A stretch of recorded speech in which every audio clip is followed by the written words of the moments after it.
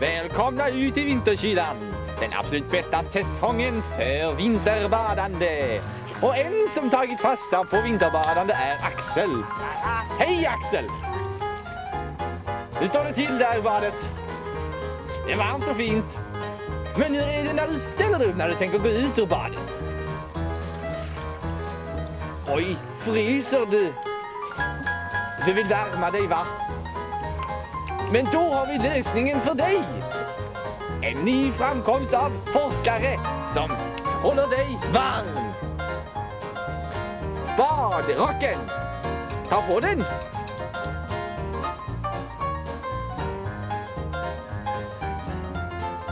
Nu blir det varmt och fint, va? Ja, vad har vi att säga om badrocken?